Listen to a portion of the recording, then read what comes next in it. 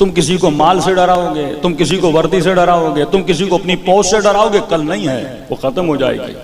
लेकिन अगर तेरे दिल में खौफ खुदा है, अगर तू खुदा से डरता है, तो वक्त हाकिम भी कहता है कि चौथे इमाम का जमाना है, कहता है कि मैं हजर अस्वद को चूमना चाहता था, लेकिन लोगों का इतना रश, बादशाह है, जाहो हशम है, लेकिन कोई मुझे बारी नहीं दे रहा कि मैं हजर अस्वद का बोझा दूं। अचानक से मैंने देखा कि लोगों ने सफों को खोलना शुरू कर दिया। एक शख्स है, बड़े सादे लिबास में है, चेहरा नूरानी है, माथे पे सजदों के निशान है, ये सफों को चीरता हुआ जाता है और लोग इसे जगा देते हैं, हजर अस्वद को चूम के वापस चला जाता है। ये परेशान होकर पूछता, मैं बादशाह, मुझे कोई जगह नहीं दे रहा, ये कौन है? कहा, ये वो है जिसने उसको अपना बादशाह समझा है, जिसने अपने दिल में खौफ खुदा को उजागर किया है। वह तो इज़्ज़ु मन तशा व तुज़िल्लु मन तशा, तुझे इज्जत देने वाला परवरदिगार आलम है, दुनिया वाले तुझे इज्जत नहीं देते। तो ऐ इंसान, अपनी इज्जत बना, अल्लाह के दरबार में इज्जत बना कर, दुनिया के असबाब के जरिए से अपनी इज्जत को न बना। और ये अकीदा कब बनता है? जब इंसान की तौहीद का अकीदा मजबूत हो जाता है। अपने रब को पहचान, अल्लज़ीना यतफक्करूना फी खल्क़िस समावाति वल अर्ज़, मेरे कुछ ऐसे बंदे हैं जो जमीन व आसमान की खिलकत में फिक्र करते हैं, और जब फिक्र करते हैं तो मैं इन्हें नतीजा देता हूं। इनके दिल में तौहीद मजबूत होती है, और जिस बंदे की तौहीद मजबूत हो जाए वो सर कलम भी करवा देता है, लेकिन अल्लाह की नाफरमानी नहीं करता। एक दलील जो बिल्कुल अपने बच्चों को समझाने वाली दलील है विलायते तौहीदी पर, वो है बुरहान नज़्म, कि इंसान कायनात के नज़्म को देख।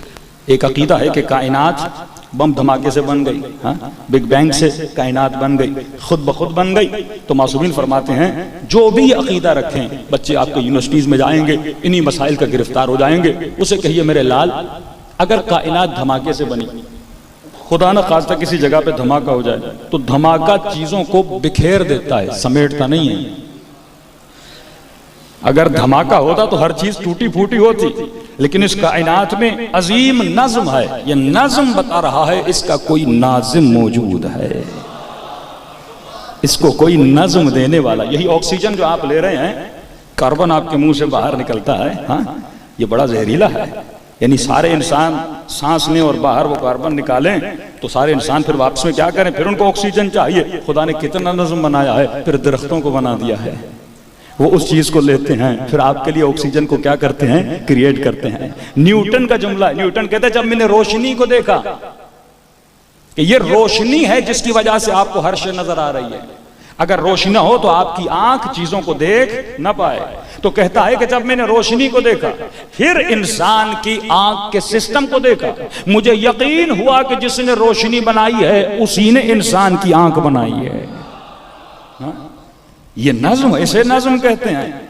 आप लुक़मा मुंह में डालते हैं, रोटी की सूरत में जाता है, कुछ हिस्सा खून बनता है, कुछ हिस्सा वो जो खून बनता है उसमें से कुछ हिस्सा खाल में बदल जाता है, कुछ गोश्त में बदल जाता है, कुछ दांतों को फायदा देता है, कुछ से बाल निकल आते हैं। ये कितना नज़्म है जो परवरदिगार आलम ने आपकी बॉडी में ईजाद किया है। तो ए इंसान, अगर नज़्म परवरदिगार आलम को अगर तू समझ जाए, यही आप देखें सूरज है, यही चांद है, यही जमीन है, इसके अंदर कितना परवरदिगार आलम ने नज़्म पैदा किया है। तो यही नज़्म अगर आप बच्चों को समझा लें, मसलन अपने घर में खूबसूरत पेंटिंग लगा लें और मेरे बच्चे को कहें कि मेरे लाल ये खूबसूरत पेंटिंग किसने बनाई है, तो बच्चा कहे कि बाबा आप बताइए। आप कहे बेटा रंग की प्याली पड़ी हुई थी, वो गिर गई और उसके गिरने से खूबसूरत पेंटिंग बन गई।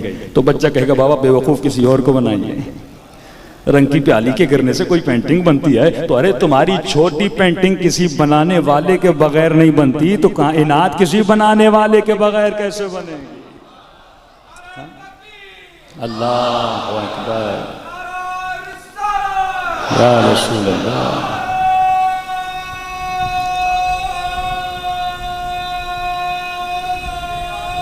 हैदरी। तो इस पूरी कायनात का कोई नाज़िम है, इसको नज़्म देने वाला है, कोई बड़ा आलिम व हकीम व मुदब्बिर है जिसने इतनी बड़ी कायनात को बनाया है। तभी फरमाया खुद को पहचान, तुझे खुदा समझ में आ जाएगा। कल मैंने चंद मिसालें आपको रूह की दी थी ना, कि ये हरकत अगर मेरा हाथ कर रहा है और कपड़ा उसके साथ जा रहा है तो हरकत कौन दे रहा है? मेरा हाथ दे रहा है। लेकिन अगर मेरा जिस्म इस कपड़े से निकल जाए, कपड़ा बेहरकत हो जाएगा। बिल्कुल इसी तरह अगर मेरे जिस्म को हरकत मिल रही है तो रूह के जरिए से मिल रही है। अब रूह इतनी ताकतवर है कि जिसे मैं कंप्लीटली महसूस भी कर रहा हूं लेकिन देख नहीं पा रहा।